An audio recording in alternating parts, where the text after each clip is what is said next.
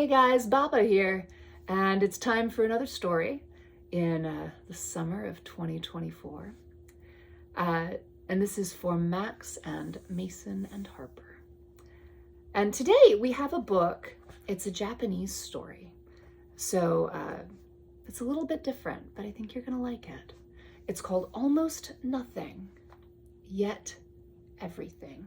So it is written by Hiroshi Osada, and it's illustrated by Ryoji Arya, and it's actually translated. It's translated from Japanese by David Boyd. So this is called Almost Nothing, Yet Everything. It's a book about water. Isn't that beautiful? I love the ducks. All right, here we go. So we're talking about water, right? It shines brighter than anything.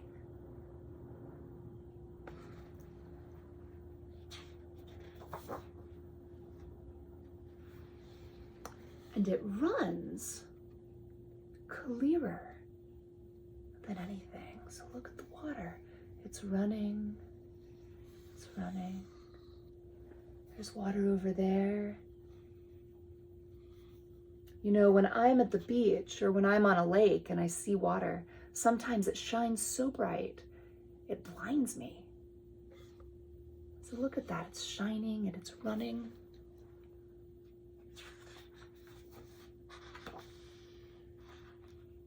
It has no color, but it can be any color. Look at that.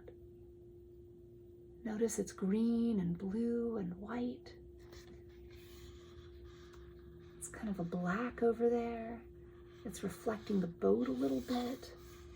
It's white and green. That's kind of like an aqua. So water has no color, but it can be any color. It has no shape, but it can take any shape. Think about that.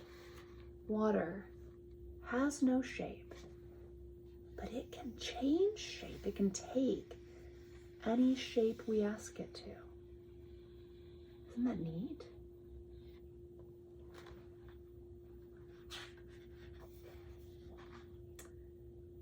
You can touch it, but you can't hold it. Have you ever tried to hold water in your hand? It just runs out, doesn't it? But have you noticed how it feels on your hand? Water has a really specific feeling.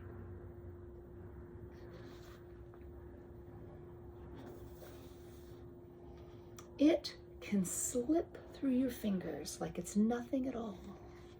But life would be unthinkable without it. Isn't that true? Can you imagine a life without water? How would you live? But have you ever tried to hold water in your hand? Can you do it? It's pretty hard.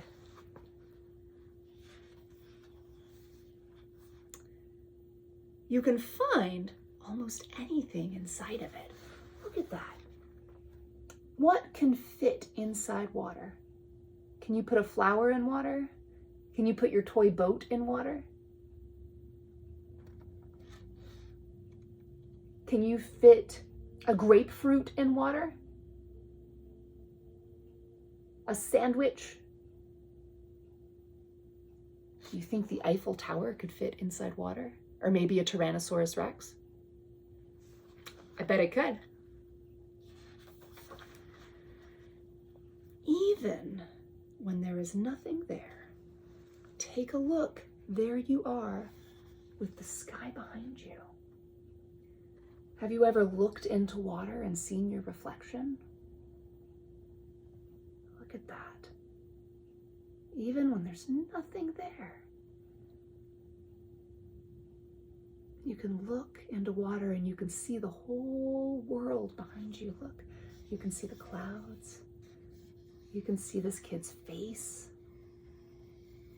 That's probably the sun. Wow.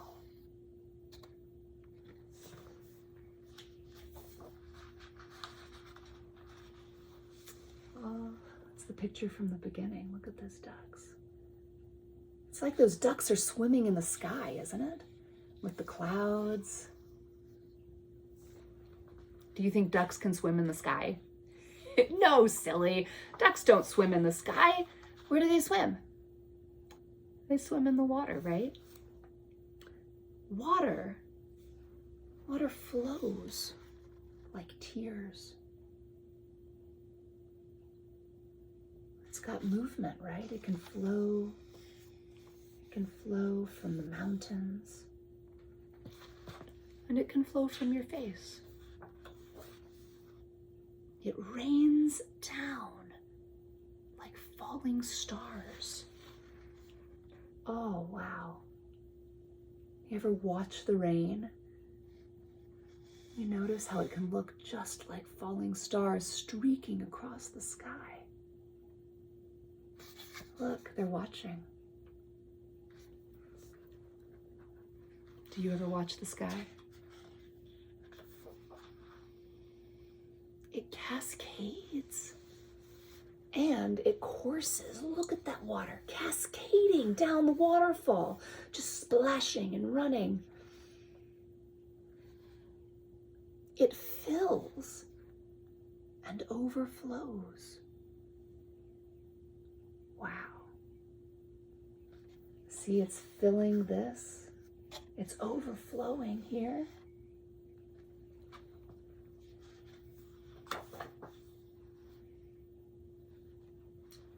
And it's only oxygen and hydrogen. Simple as can be. So that's something you'll learn in chemistry class, right? That is the molecular makeup of water. It's oxygen and hydrogen. It's really simple. It's just 2 parts.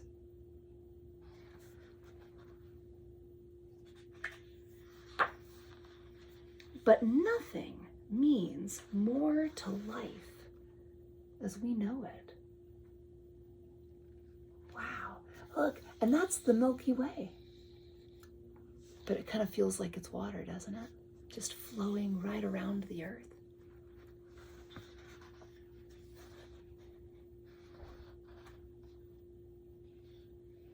Like the mother of us all, it creates life.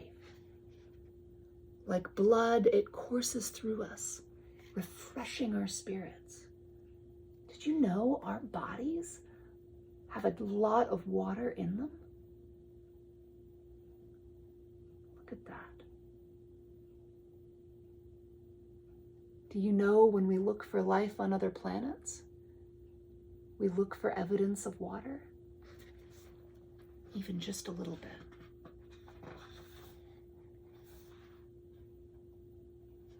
Water is the P of life. Then the child asks, is it the PP of the gods?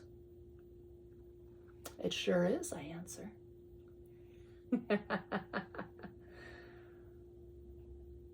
Look at that. What a beautiful town. And it's alive. And it's alive because of all of the water. Can you believe that?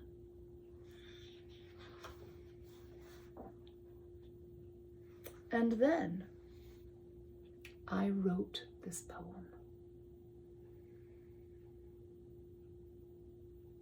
So I think Hiroshi Osada was talking to their kid. And they wrote this poem right after that.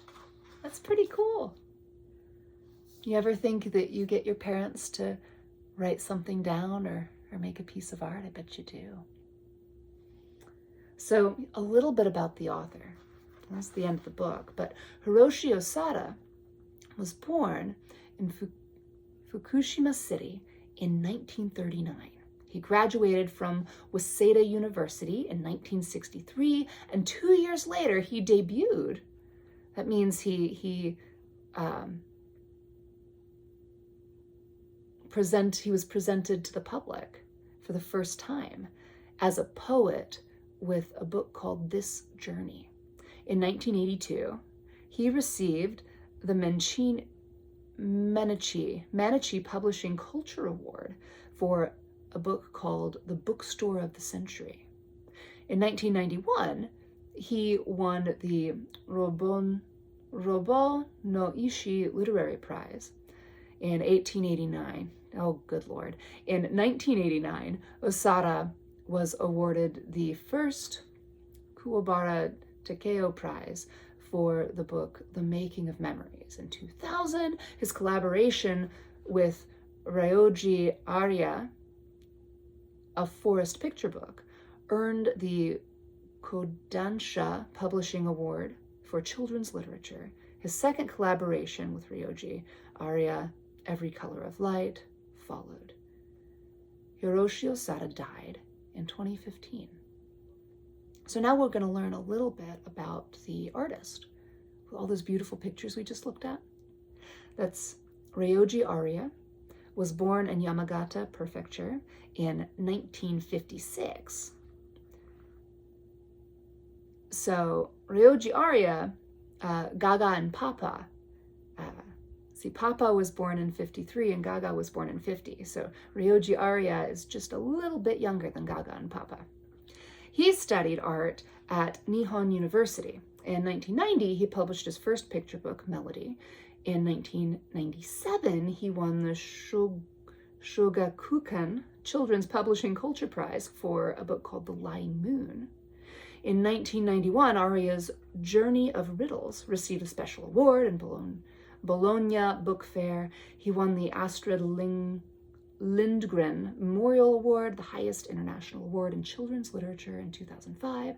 In 2009, he won the JBBY Prize for The Gold Organ. In 2012, the book It's Morning, Let's Open a Window received the Senki Children's Book Award. Wow, Ryoji Arya did a lot too. It's pretty cool. And now a little bit about the translator. So David Boyd is assistant professor of Japanese at the University of North Carolina in Charlotte. Oh, Uncle George lives close to there.